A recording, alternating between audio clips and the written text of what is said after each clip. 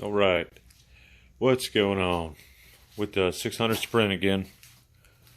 Just did a test run on. That video will probably be posted before this one. Just did a test run and I'm having some issues with it with the chain. Not that the chain is coming off or anything like that. The chain stayed on it the whole time. I'm getting a fairly large vibration through the whole car when you gas it at a higher speed. And the chain seems to be walking quite a bit up and down. So basically I just pulled the tire off, pulled everything off, moved all the spacers over so I could take a look at the sprocket carrier. And I go to notice my block, my lower chain block is bent. The bracket itself, see if I can show that on the top. It's bent. Let me see. Yeah, that's a better view. You can see it. It's bent actually inward and outward. So that there could be one of my issues. I mean, it's bent over pretty good.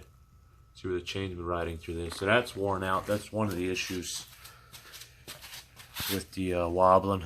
The next issue is my top roller's alright. I'm still going to change it because it is kind of still grooved. The bottom one is completely shot. I mean, it's grooved down to where it's, you know, won't even roll smooth. I'm going to get some new springs for it too. See about the bar. It's got an HPS aftermarket bar for it.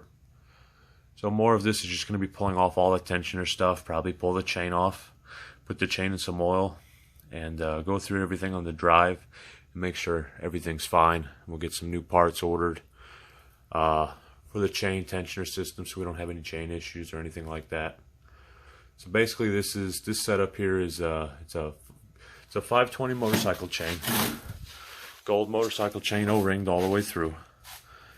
On the engine I have a Joe's Performance case saver, which basically this saves the engine case. If this chain flies off, it don't try to eat itself through the block or crack the block, which has already been done. So welding has been done to the block to fix the block. So a chain runs off the engine, runs through a double idler, which this basically just sits in here and takes tension up. Then it runs to a guide block, which goes basically to the rear. And this, you want to get as close as you can to this rear sprocket to keep tension. Now, a lot of these parts you can actually use for mower racing.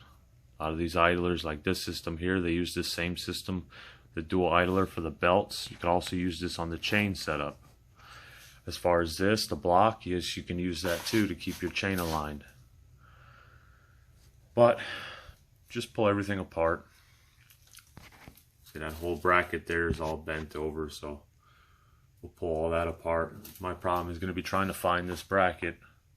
I know they sell new ones, but I don't know if I could get them for this style chassis, because this is an '08 King. It's not a 2015 or 2018 Hyper or Factor 1 or Stallard. So, but yeah, I'm going to pull all this apart and then I'll get back to you with what I find. Alright, basically pulled everything off the rear end, block, chain, sprocket. I got the middle idler off.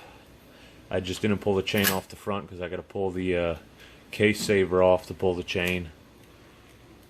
But all that's off. The idlers and everything. Sprockets. That's the sprocket carrier. Went ahead and took it off, but then bolted it back on. These are the bearings for the idler, and you can see my idler is just slap wore out all the way to the bottom.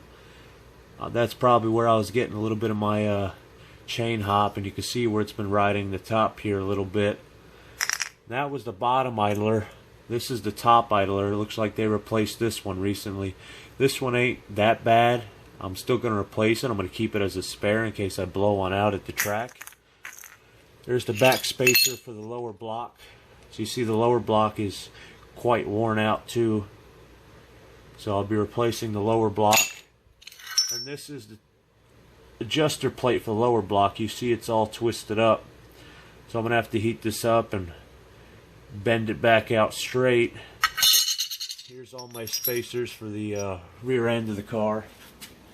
But for those that don't know too much about the Sprints, whether it be a full size or a mini, they run a splined rear end. The only difference between this rear end is it's not like a DMI or a force-on rear end where it has an actual pumpkin and a drive shaft. This is a chain drive. But the axle is splined on the ends to where basically everything just slips on. Like, for instance, this sprocket and carrier. It's splined, so literally it just goes on, slides all the way in, and then you add your spacers in here, put your tire on, your nut, and your lock, and you're good to go. So we see them at the track with just one wrench. And I do have a wrench here to show you. This is my lug wrench for the rear axle nuts. All it is just a big giant socket with a bar that allows you to take it on and off. But all the bearings are good. Everything spins over nice and easy. Brake, everything like that works. Spins pretty free for the age of the car, but everything's pretty much been gone through. When I first got the car, there was a lot of issues with the car. The original owner didn't really, I don't know if he didn't know what he was doing or he just didn't care.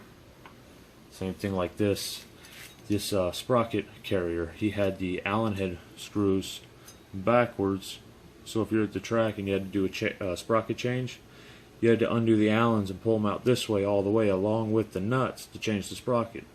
Well, I don't like that. I like stuff to be quick and easy, so I put the Allens on the other side and the nuts. So if I have to change a sprocket at the track or the gearing, I basically just come in here, leave all the spacers and everything on, come in here, take my gun, buzz these 11 mils off, slide that sprocket off, slide a new sprocket on, slap the chain over it, tighten it back up, and you're good to go instead of trying to pull all the Allens off and everything.